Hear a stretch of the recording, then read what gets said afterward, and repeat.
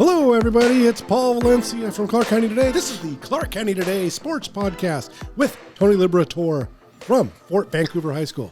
Good afternoon. Are we live? Yeah, I guess we. Well, Okay. I don't know about live, but we're recording. Well, we're live. We're That's alive. not live to our Hello, listeners. Clark County. Yeah. hello. It'll Hello, Cleveland. We're going to post this on Friday, which would be February 9th, but we are recording it on February 8th. But we also have Cale Piland from Evergreen Public Schools. Say hey, Cale. Hey. Hey, there he is. Hey, Hey. So we're recording this podcast a little just right after some breaking news in Evergreen Public Schools. Cale, you guys have hired a new football coach at Union High School. He's not new to Northwest football fans, but Steve Pyne, Central Catholic in Portland, 5 state championships in Oregon, has decided to come home because he's a Vancouver resident. So he's going to coach at Union, and I got to ask Cale, how did that happen? I mean, how does Steve Pyne? How do you guys get Steve Pyne to come from Central Catholic to Union High School? Well, I don't know if we were the ones who made that happen. I think Steve had some, he was looking to, first of all, his wife works in our district. Yes. So, and I think there's some differences, in obviously private school retirement systems and the state retirement system, and being able to pool some dollars there with his wife. But, I think Steve was just looking for a change and looking for a challenge. And, Union obviously has some very good history, right, but the last couple of years have been a little rough. So the program needs some love. Yep. And Shot in the arm. Yeah, Yep. we are very happy to have Steve come over and wave his wand. Right. Yep. So we'll get back to Steve in a second, but I wanted to I should remind folks of what we're going to be talking about here in this podcast. So we'll also get to the WIAA and RPI and those type of rankings that they post on social media. We're going to talk a little bit about that. And we're going to revisit Columbia River and Skyview football because it appears that is no longer going to happen in that schedule. And, we talked about it in this past fall when those two teams played again, another lopsided game. And should this game continue? Well, it looks like the game is not going to continue, at least for 2024. So we'll talk a little bit about that. We have to do a little Super Bowl preview, and also we have to look back at some horrible decisions that were made in the NFC Championship game that has made the Super Bowl horrible for me. Here. Yep. And then, so anyway, we'll get to all this and maybe something more. I don't know, but we're going to go back to Steve Pyne, and I will, I'm going to come back with Steve Pyne. I have a personal connection. We've known each other for decades, but Tony, you're kind of the outside looking in as a Vancouver School District employee, but what are your thoughts on Clark County getting us 5-time state champion football coach? Well, my first two, Central Catholic and Union players get 30 days for the portal. That'll come up. UW needs some linemen, so we can maybe work this. Yeah. We're going to start looking at some NIL and seeing what we can put together. Yeah. No, but Paul, that's Clark County football. We probably every other podcast, maybe every podcast, we talk about how deep foray Clark County football is, and that will just add to a little bit of the mystique and competitiveness of that league. Right. And I think that's a win-win for Vancouver. Cale? Yeah, like I said, we were, and we actually had it. It was a very good applicant pool when we came down to two finalists, and I won't unearth who the other finalist was, but we had 2 very, very quality finalists for that job, and you really would have been happy going with either candidate. As obviously, like you said, when you're talking about a 5-time state champion, and Steve's a veteran coach and knows who he is as a coach and what he believes and what his program is going to stand for, and just very excited to have that happen at Union High School. Cale, any truth, though, that you weren't sure you wanted him because you were going to fall down in the ranks of great Union football coaches? I will gladly step a rung lower for Steve to come over and take the helm, no doubt. It's kind of a little bit of Notre Dame heritage here now, huh? Yeah, right. It's true. All made semifinals or finals and state titles. I do have to say that Steve's record against me when I was coaching is 1-0. And we Evergreen played Central Catholic in a kickoff classic kind of deal over at PGE Park one year, and the Rams got us pretty good that year. Yep. And So, and I know Steve also had the Rams play Evergreen at Mackenzie Stadium once, and they won on a Hail Mary, and I think that was with Tom. Was that Tom Smythe? It was Tom Smythe's first game at Evergreen. Yes. So Pyne has had some success in Vancouver with. There was I don't know if it was a questionable call, but there was definitely a call. Not on the Evergreen football team, but on the sideline of Evergreen High School. The athletic director, right, for the school district. But it wasn't you, because that was no, way before you. No, I was at Union High School, employed there at that time. So, but I will not name names as to who that was. But yes, that was a 15-yard penalty against the Plainsmen that really kind of influenced that outcome. It did. Hey, speaking of Tom Smythe, it's funny because I still remember when he was hired.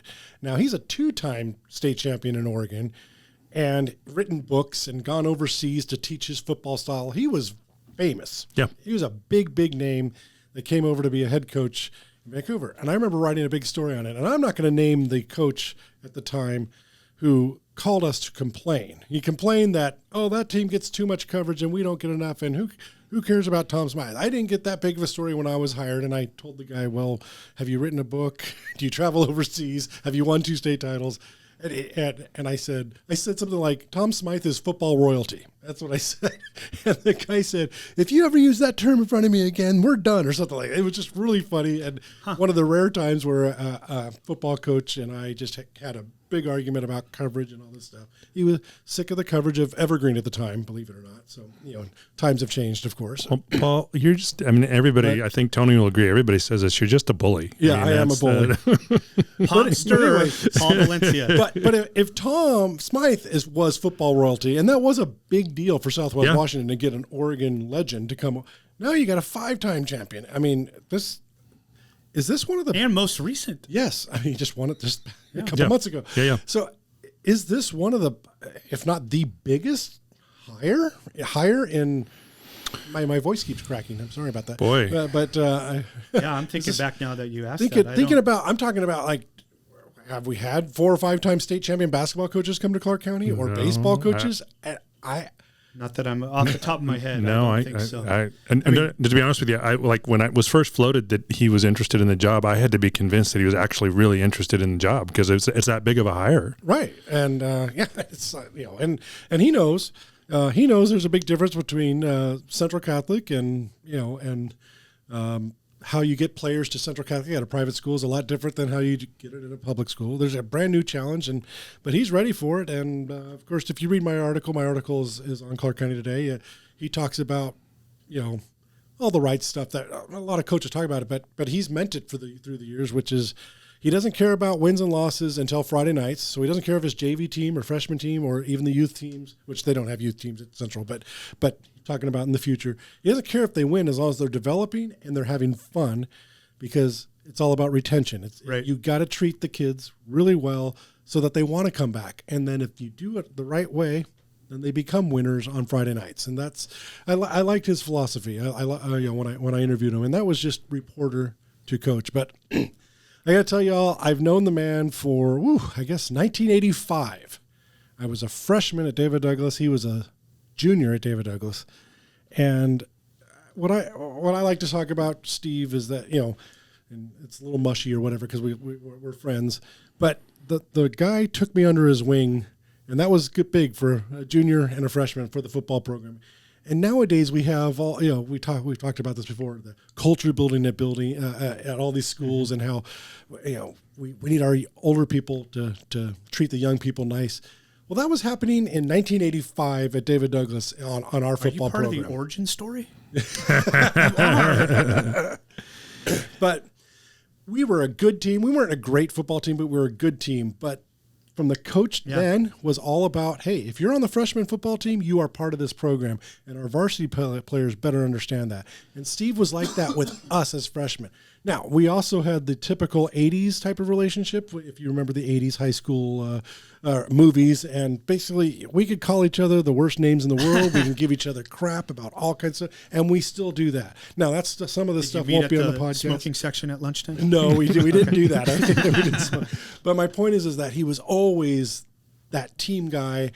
And even as a junior and even as a senior in high school, he knew he wanted to be a football coach. And so I'm really happy that, he's had all the success in Oregon, and I've always liked the guy, and now he's over here. So yeah, it's going to be fun to cover my friend. But I will still, it is the origin story. If he does call a bad timeout, I will have fun at his expense to his face. And you will do that. Yes, I will. But I used to joke, how come you haven't won more state titles? all you have to do is beat one team in Oregon, right? Whoa, hey, I used to tell him, you want to see if you can coach? Come to Washington, where you have 15 or 20 teams that can win the state title, not 3. So they're 6A and Central's 6A. Correct. But Union's probably got more kids. Well, I don't know what Central's enrollment count is, and they probably opt up. I mean, a lot, like O'Day does, and and whatnot. But as far as the public schools that they're playing, it's very similar sized competition. Right. But yeah, I mean, it is a different environment. I mean, it's. Private school, public school, it's just totally, now each of them has their own benefits and has their own challenges. Sure. Everybody wants to look at this job and say, well, that job's better because of this. Well, yeah, but you're also not looking at what the challenges are and what the coach there is doing to overcome what those challenges are. At Central Catholic, they have a 100-yard practice facility. Well, it's like 114 yards when you include it's like 7-yard end zones, and it's just gated off. It's right in the neighborhood there, urban center, urban setting or whatever. So over at Union, there's a lot more space for practice. So there's a lot of advantages to Union too over Central Catholic. But yeah, anyway, it's like I said, it's going to be fun to see my friend over here, and he's lived in Vancouver for years. And and here's it's a rare move though. It is rare because he's coming to a program that I think is 5-13 the last 2 years. I don't have that record off the top of my head, but I think that is accurate. Union has been awesome, but Union also the last 2 years it's been struggling. It's just fact. For win-loss, they've been struggling. So this is going to be a heck of a wow. And then this league, oh my gosh, you got 4 coaches now in this league, and all of them have over 100 wins. That's awesome. Pine's over 200, and I don't know how many Kaiser has, but it's got to be well over. It's 150, 160 at least. Yeah. Adam's over 100, and so is Woody. I'm and sure. Then Woody's over 100 when you include his stops. Mountain View and Woodland, and then California. 9 or 10 years in San Diego. Yeah, and he won games at Bay too. So. Yeah. I forgot that he was at Bay. So it's an incredible coach conference of coaches. So anyway, congratulations, welcome Steve Pyne to Union High School. One other thing about Steve Pyne that is fun, he made news in Vancouver years ago. His house got hit by lightning. What? Wow. So in 2019, he was on. He was on our side. He was on all the media sites because, and it caused a lot of. They were out of their house for months because it fried the entire electrical thing. They were home when it got hit too. So wow. So anyway, so he's hoping to just make news. Are you going to bribe him to come on the pod? That would be fun. I'll do that. By the way, Mick Hoffman just called me. It just called me. I just rejected Mick Hoffman. So, because we'll get him back. We won't get him back now. Thanks, on the podcast. Hey, Mick. I know this is probably a day later or a few days later, but I would have answered the phone, Mick. I would have. That's great. No, I called him before we. Did the podcast here because, it's a good segue because I called him to let him know that I was going to be criticizing the WIAA, and as a journalist, whenever I do a column or if I do a little criticizing and stuff, I try to at least give the WIAA, whoever I'm criticizing, the chance to know what I'm going to be talking about. Heads up. Give him a heads up. So, and you guys can tell me if I'm wrong here, but the RPI used to be used by the WIAA to seed the basketball tournaments. That they just for a year or two, they used RPI only. Mm-hmm. At one time, yes. And there was a team that was awesome, but had gone down to California and lost a bunch of games to some great teams. So they came back and they're like seeded 15th or 14th, and they blew everyone out. I think it was Foss. Foss in 2A boys basketball. And every human being knew that Foss was the best team, but they were seeded 15th. But anyway, the last several years, they've done it, a couple years anyway, they've done away with RPI as the only thing, right? I would even say it's not even really a thing. Exactly.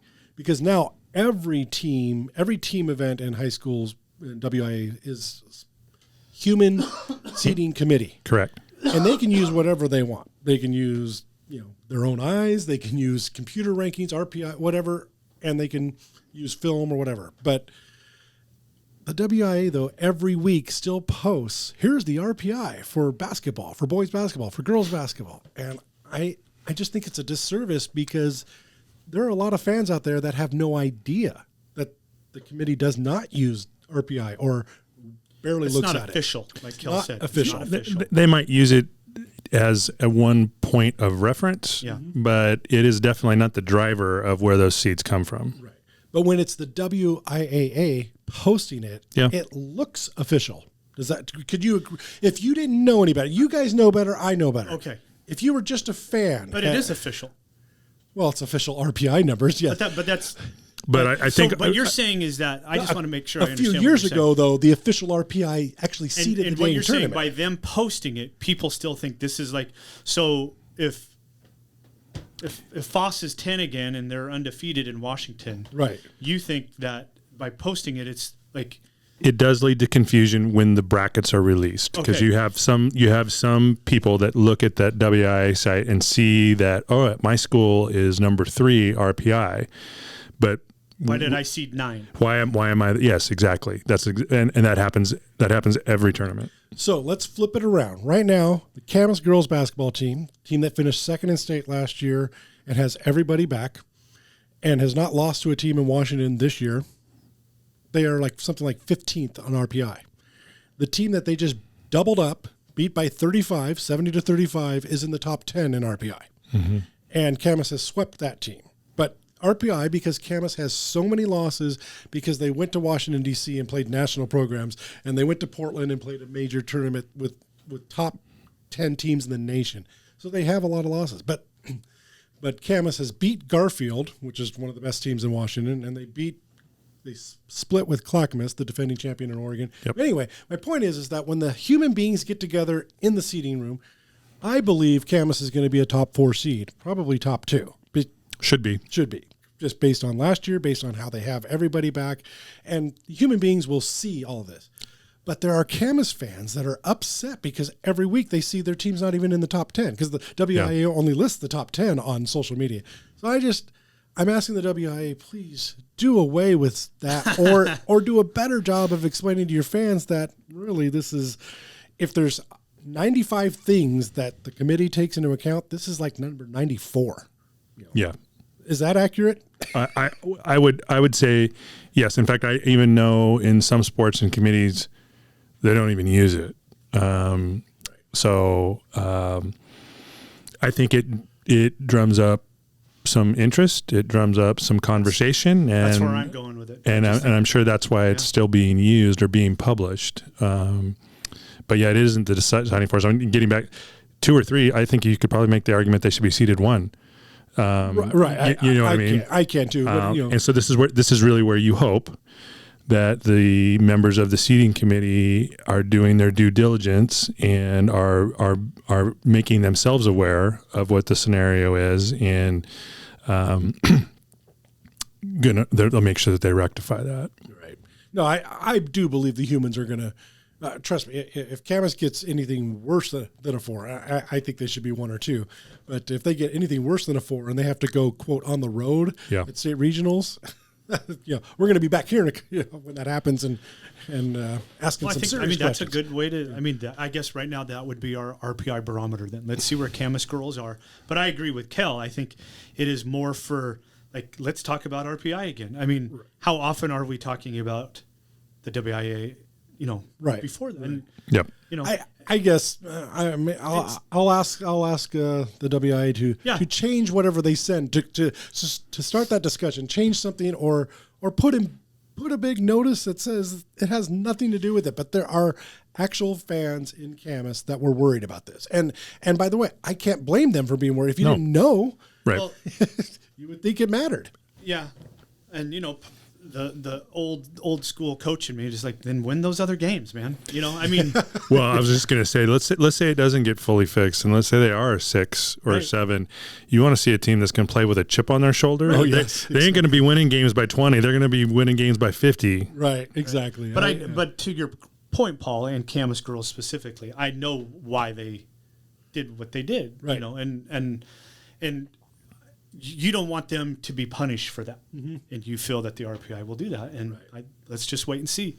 Yeah, and then I also know the RPI has been changed or tweaked every year or so. They come up with something else because we figured out the very first year they did RPI, it was all the non-league games, and then once you went to league, nothing really changed because if you beat somebody but you've lost to somebody, and then the strength of schedule, it was so funny that once you got to league, basically it never changed. Your RPI maybe went up 1 or 2 or down 1 or 2. There was just so many problems with it because if one, you were beholden to play the league games that you had to play. Right. So if you have a bad team in your league, well, you have to play them, and that was so you could actually win games, but your RPI you were dropping an RPI because your opponents that week weren't very good, and very rarely did you see somebody really climb more to the top. It was always that if you played in not a super strong league, your RPI it hurt you. Right. Well, and this is still the BCS stuff that college football supposedly got rid of, but now it's in another kind of format. And it definitely happens at NCAA, both women's and men's basketball tournament time. Yep. Just this, like the Ken Pomeroy rankings and whatever that other new one they do, and Right. But at least what's interesting about that in college basketball, they actually select who goes, just like college football. Right. At least in Washington, you still have to earn your way to state. You through your district tournaments or by district tournaments. You get to state, and then once you get to state is when the committee seeds you. So at least teams still have to earn their way to state. You're not just here. But there's a new measurable that they're using for NCAA basketball, and I think they called it tiers. I'm not sure. Yeah, it's tier like a tier 1 win, a tier 2 win. And the funny thing about that is, we had a tier 1 win this week, but because we beat that team, then it was a tier 1 win. Now it's a tier 2 win because they lost and they dropped a tier. Right. So, I mean, I don't know what the perfect system is, to be honest with you. The perfect system is you as Tony just said, you settle it on the court. I mean, that's ultimately where it has to happen. Yeah, and if Camas qualifies for state, which obviously they're expected to do, then you got to win all your games. You got to win 4 games. Yep, you just got to win all your games. So. Cool. All right. Hey, now we'll switch to football again. We'll go back to high school football. We noticed yesterday. I saw Columbia River High School released its football schedule, and Tony, you were former Columbia River AD, no longer the AD there, but you've got River blood. I do. What did you notice from that schedule, Tony? Yeah, the big news that I had heard a little bit prior before the official announcement, but neighborhood rival Skyview, the big 4A football program, is off the schedule. Right. First time since '97 that they will not play. Wow. Cale, your thoughts on that? Well, I mean, we've beat this dead horse on this podcast, not the Skyview River matchup itself, but just why do certain games get played when that matchup becomes poor? And I haven't talked to anybody from Vancouver as to why it happened, but I'm guessing it's because it really hasn't been a game for quite some time, and other than some tradition and some financial reasons. There's not a whole lot of intrigue in that game. As I said, the last time Columbia River won, it made national news, and that's true because it was the funky play. But when we talked about it in the fall, though, we had to be fair because I came out with that opinion that this game does not need to be played. You guys, as the administrators, understood why it was played. Obviously, it brings in a lot of money, but that's a big deal. I mean, that's a huge gate those two teams play. And in all sports, it brings more people than your normal game.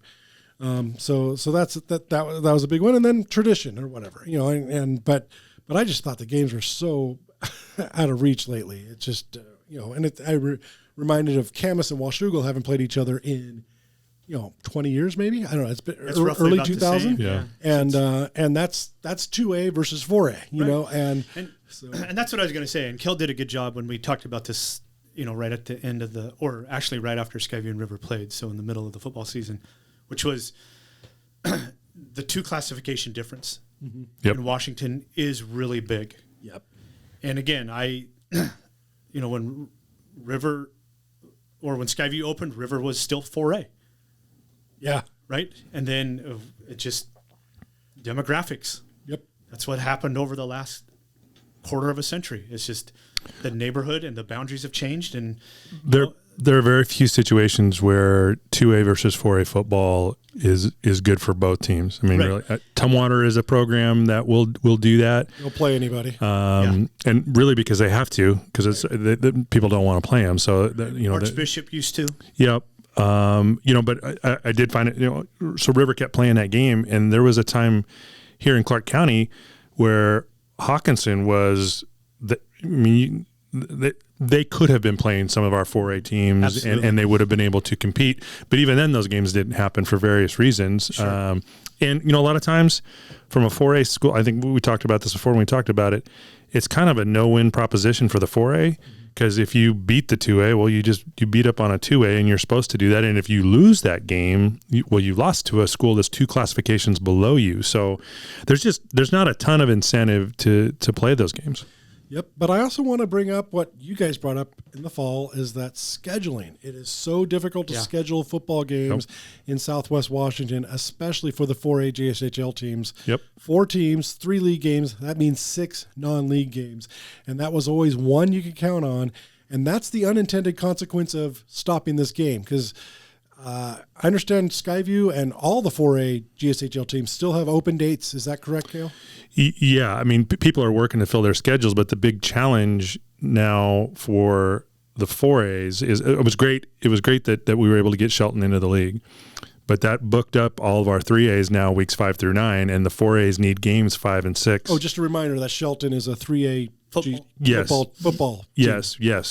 So where we could work some crossover matchups weeks 5 and 6, because there was going to be a bye in the 3A schedule, there's no longer a bye those weeks. So now that has created a challenge in hunting those games. And so, our 4A programs are really having to work to do that. So let me preface this question. I should have asked you this before, but I just thought of this now.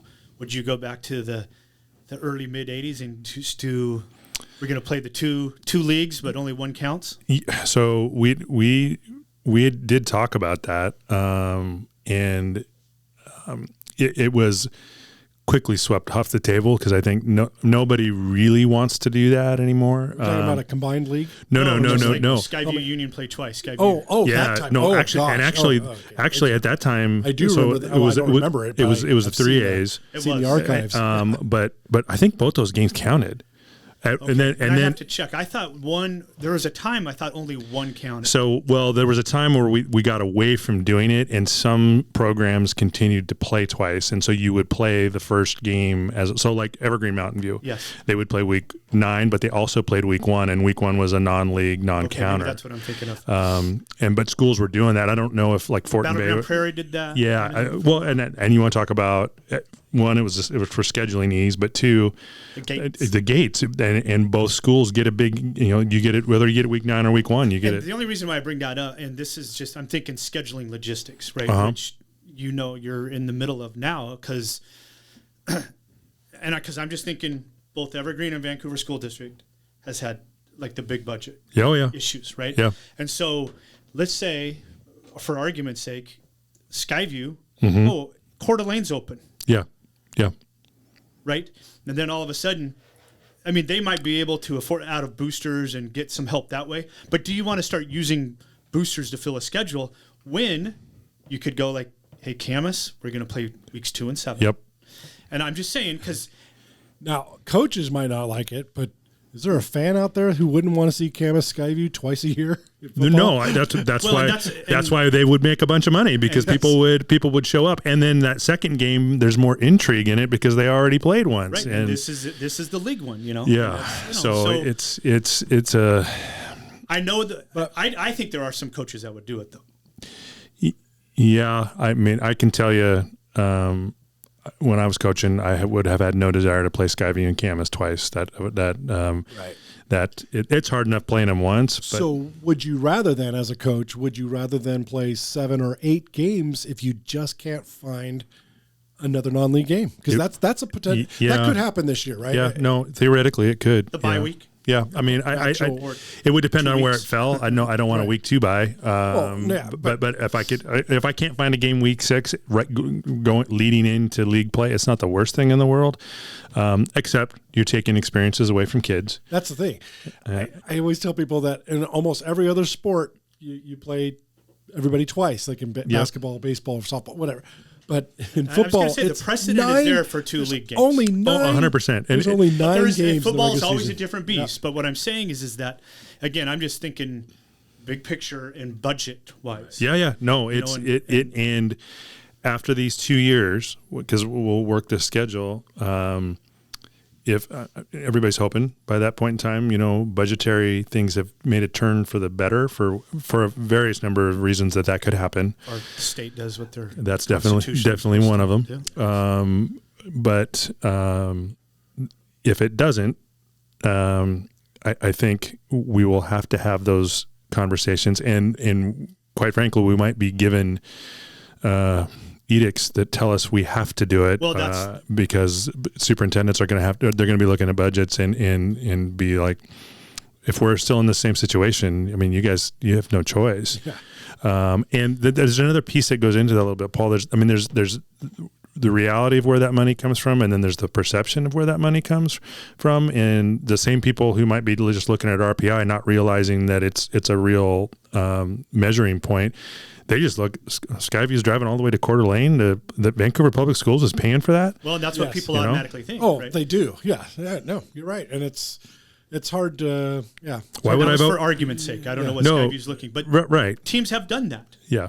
To get that big league league game. Yeah. Bottom line is, as far as the Skyview Columbia River game, I think it had run its course, but unfortunately, we don't have a solution to an unintended consequence of that.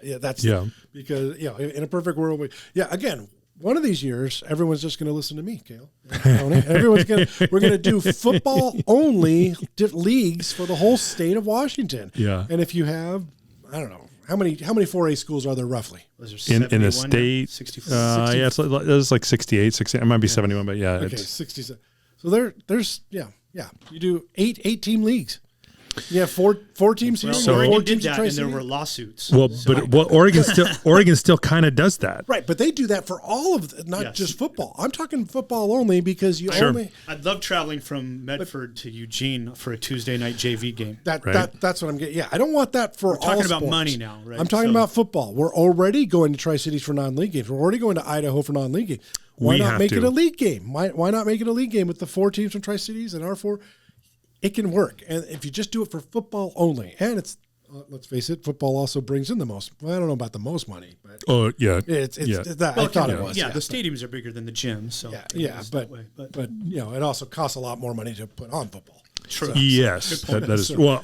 So the gross is definitely higher. The net, not so much. Right. So that's what I meant by equipment and insurance, all that stuff. Yeah. But one of these days they'll listen to me, Cale. That's not a bad. Well, idea, what's your moniker? Is it's a curse because you're never wrong? Yes, right. Yes. Right. It is not a blessing being right all the time. Yes, it's a curse. Yes, ask my wife. So, all right. So, it's Super Bowl weekend. Hopefully you guys will listen to this on Friday before Super Bowl, but. If you listen to this on Monday, you can laugh at our predictions or whatever. True. So it's true. But Super Bowl weekend, dreadful matchup for me and you, Tony. Yeah. Raider fans do not like this at all. Chiefs, hate the regional traditional rival and the Niners. And So I'm not rooting for any team to win. I am hoping that the Chiefs lose.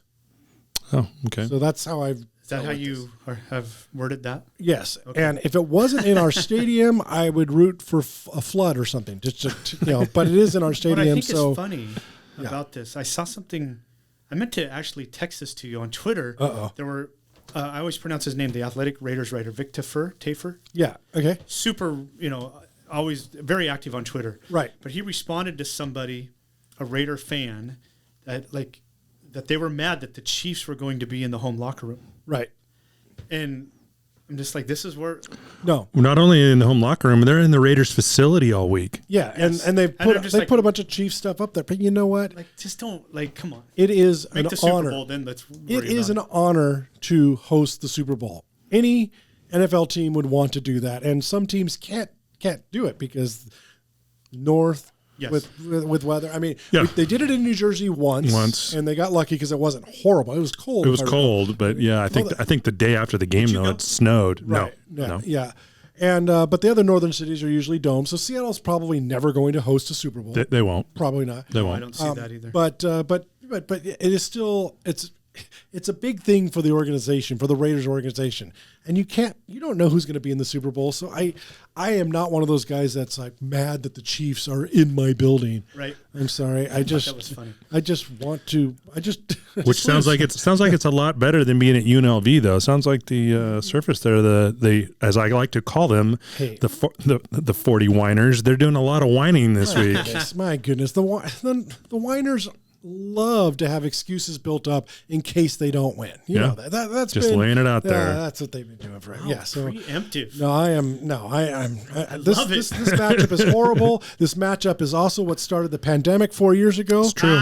So I'm ready for Maybe this will end all the bad luck. let's see. That's an optimistic point of view, and I'm usually positive, Paul. But I'm assuming the world is ending. Dang, Paul. If So 4 years ago we live it allowed up this this- matchup to happen, Live it up this weekend. Is that what you're saying? Exactly, no. Have an extra wing, Paul. No, I am not happy with this matchup at all. It's funny. So you guys all know we've talked about it. I was nominated Fan of the Year for the Raiders, and I had a 1 in 8 chance of winning Super Bowl tickets. If I had won, I would have gone because it would have been disrespectful to the people who voted for me if I didn't go. But it was only Super Bowl tickets. It wasn't travel and it wasn't hotel. So I looked it all up, and it was going to cost me $3,000 or $4,000 to go, which is still the cheapest you'd ever go to a Super Bowl. Oh yeah. Because I'd have the tickets for free. But I'm so grateful. I'm so grateful now that it's the Chiefs and Niners that I did not win those Super Bowl tickets. I could not imagine Because you just would have booed all game. It didn't matter if anybody did boo. boo, boo, boo. Yeah, exactly. I mean, Usher might be pretty cool. It'd be kind of cool to see Usher, I guess, a little. I'm also one of those guys that thinks they should just replay Prince's halftime show for every halftime show for the rest of the world. And Singing Purple Rain in the rain. yes, I watched that the other day. So yeah. All right. So how do we get here, Cale? How do we get to this dreadful? Because it's dreadful for you too. A Seahawks fan. Okay, Tony and I, we want the Chiefs to lose. Cale, what do you need? You need the 49ers to Lose badly. Yep. And I respect it. I get it because you're a Seahawks guy. So you never want the 49ers to win. So So you heard me and my Raiders and Tony and our Raiders. What about you? Same thing. Oh no, yeah. I learned this year because when the Niners played the Cowboys, right, and I also loathe the Dallas Cowboys, and it was going to be a benefit for the Cowboys to win. So that's the one team that is I couldn't do it. I could not root for Dallas at all. But yeah, next to that, the 49ers, just can't stand them, and they need to lose. And really, it's the same reason you want the Chiefs to lose is you wouldn't mind a front office then kind of panicking and making some moves that they might not make if they win the Super Bowl. Right. So maybe that'll make them complacent, though. Well, that's true too. But they also say the team that loses a Super Bowl. I mean, they historically they struggle mightily the next year. So Raiders there's also that for 21 seasons. Yeah. Yes. Exactly. So I still remember when the Broncos lost to your Seahawks, and the only problem with that game it was too close. People said that was a terrible game. No, it was awesome. The Broncos got embarrassed, and I want them to. Yes. I just wish Seattle had scored more. Yes. So that's the only difference. But we got to this because the Detroit Lions. You're a former head coach. I know you're not at the same level, but you're a head coach, Cale. Yep. It's so different in high school. It's not automatic. Field goals aren't 80% from 45 yards or whatever. So it's different. But still, what was he thinking? I don't know. To me, and I know we were having some fun banter during that game, but one thing I always, when I was coaching, and I said this to you guys in that text thread, was I didn't ever want to lose the game for my team based off a decision. And I know the Lions have been aggressive all year, and they've gone for it on fourth down more than anybody in the league, I think. But man, when you have an opportunity to go up by 3 scores, they get the Niners have to score 3 times, and not only do you, by choosing not to kick the field goal, which you still could have scored a touchdown, which would have definitely been a huge momentum swing for you. You miss a field goal. So now the Niners, you just gave them even more momentum, and it just felt like it slid away from that. That was the first one that I felt was unconscionable. The second one, I'm like, come on. No, it's worse. I'm going to tell you why it's worse. But Tony, you kind of defended the Lions a little bit in our text. But, right. So only I wanna, to the I want to get. Yeah, and Cale mentioned it, but here's my qualifier. Campbell has called that all year. You're right. You know, it's not 100% field goal. He wants, okay, we're going to score the touchdown. Let's go for it. We're going to take 3 or 4 minutes off the clock. I've been aggressive for 19 weeks, 20 weeks, whatever. But it's to get to the Super Bowl. Yeah. The good coach has these. You're able to pivot and understand the game at that time. I get, okay, we're going to always do it, but. And I think Cale's alluding to this, you're doing a disservice to the team. Correct. You have to go up 3 scores. Yeah. You just have to. I think, so the mantra that, well, this is just how we play, I think that's lazy. Yes. Because you aren't able, that's why you are the head coach.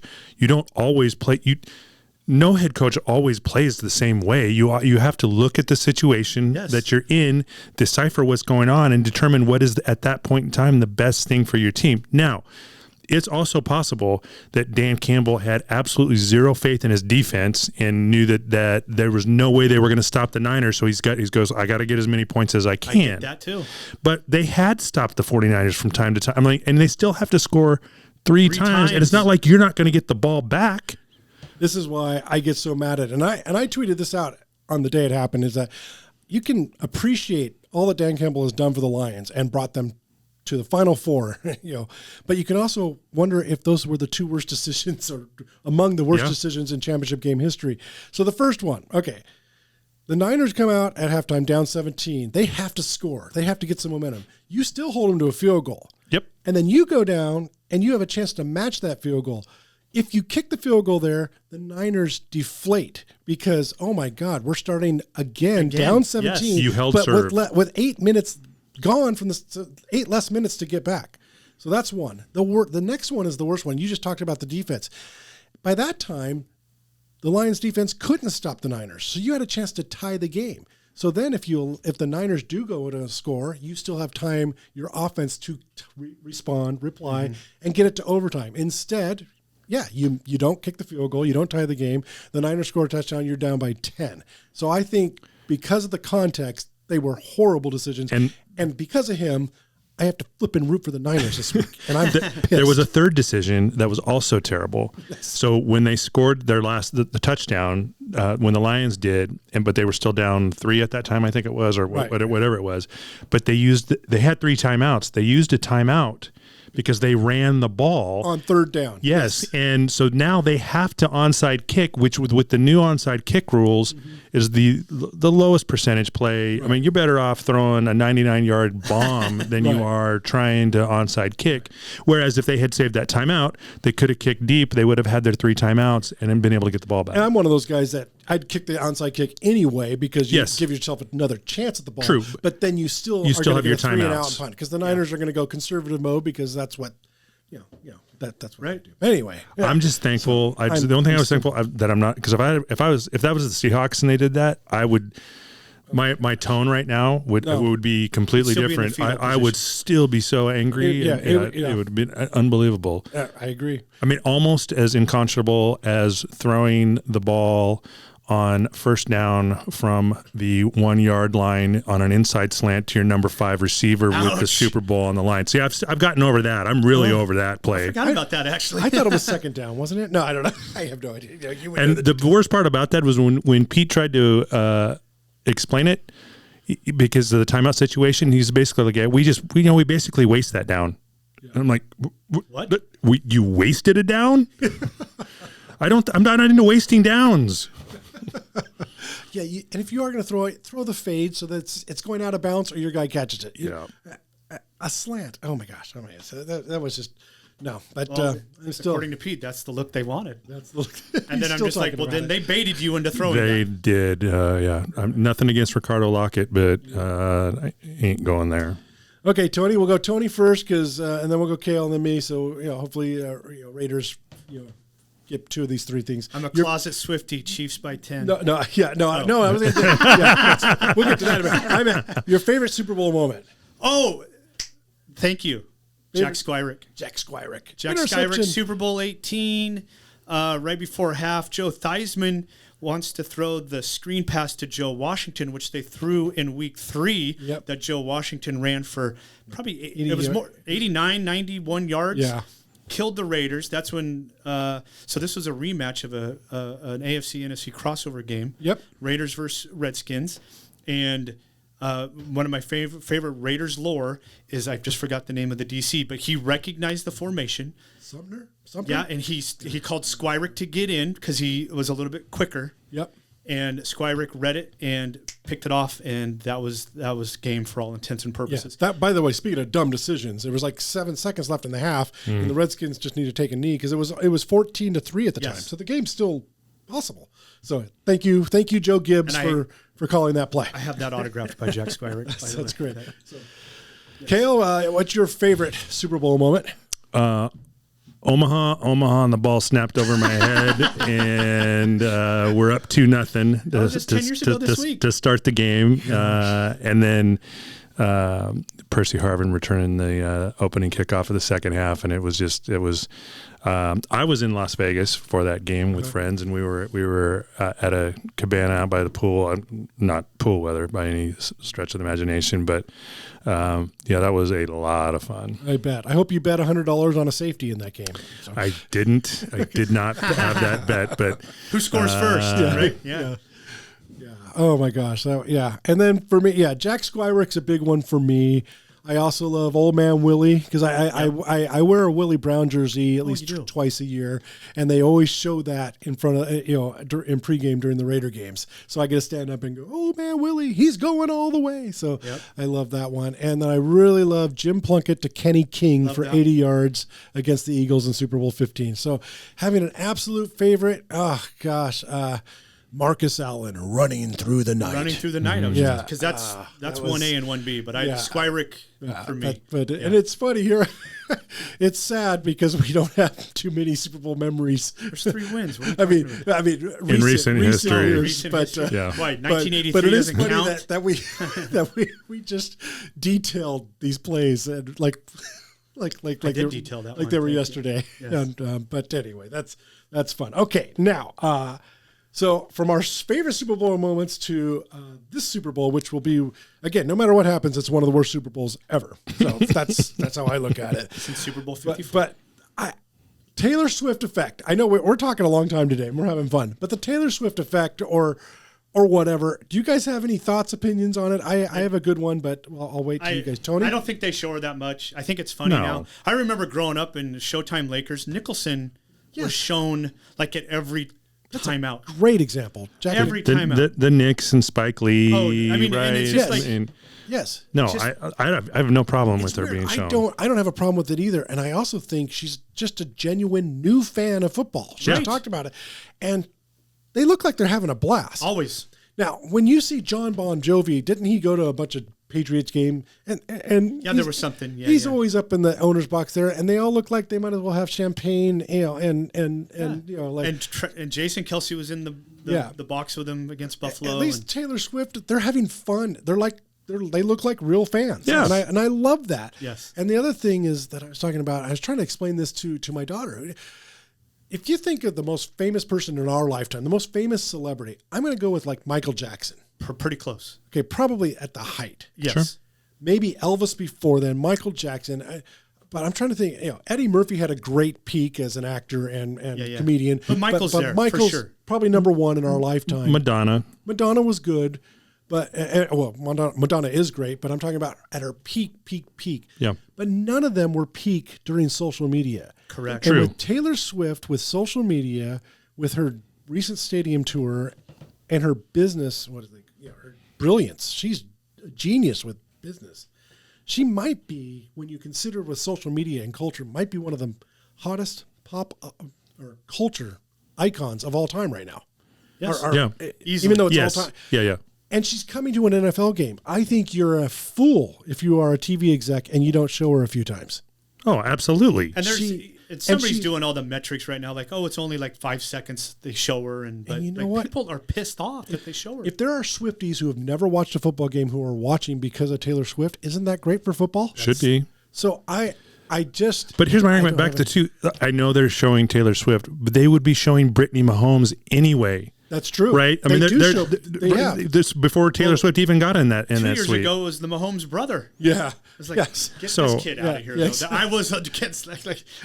So yeah, I mean, we see celebrities at all kinds of sporting events. It just happens to be, and credit to her because she's a great business person. But Taylor Swift is number one right now as far as culture, celebrity. Yeah. And hey, as a football fan, I'm grateful she's watching football and not taking shots at football. You know? So I think it's just funny that Jason Kelce tweeted at her, and then eventually got the date. Right. And now kind of a Travis. I mean, that's what I meant. You threw me off there. Whoa. Travis Kelce. We just started a scandal. Sorry, Jason and Travis, if you listen. Sorry, Jason's wife. Yes. But anyways, when Travis. Yeah. No, people were just like, aha, shoot your shot, dude. And by the way, everyone who has ever heard me, I hate the Chiefs. It's sports hate. I don't really hate these people. Patrick Mahomes seems like a good person. And let's face it, I'm envious. My God, he's incredible. I wish he was on my team. And Travis Kelce's the best tight end I think who's ever played the game. And there's a lot of great tight ends. Yeah. Dave Casper? No, yeah. Hey, Todd Christensen's peak was incredible, but I can go into that. But my point is that you're not giving Mike Tyson any love. No, I'm not giving Mike Tyson. But it is funny. How about the Chiefs? They got Tony Gonzalez and Kelce. That might be two of the top 5 of all time. Same position. Good point. I forgot about Tony G. And Kellen Winslow might have something to say about that. He's good too, but a different time. Different time, yeah. But anyway, so I guess we go back. We can remind folks that postseason for high school sports is really just starting. We got district basketball by district starting this weekend. We got state wrestling. Bowling was already completed. Bowling always goes so early. Is that scheduling for bowling centers? Yes. And I have no idea. I don't either. Hey, Fort got second in state. Shout out, sweet. Lady Trappers. Go Trappers. Yeah. So very cool. Yep. And then of course we got wrestling, gymnastics, and basketball. Boys and girls basketball will be in the next month. So we'll get together once or twice before then, and then we'll see. We'll celebrate the teams that do the best. So do you guys have anything to add, Tony? No. Go Cale? Super Bowl. No, yeah. Have some fun this weekend. Enjoy the game, and hope both teams lose. Yeah, I do too. Go Raiders. Take care, everybody.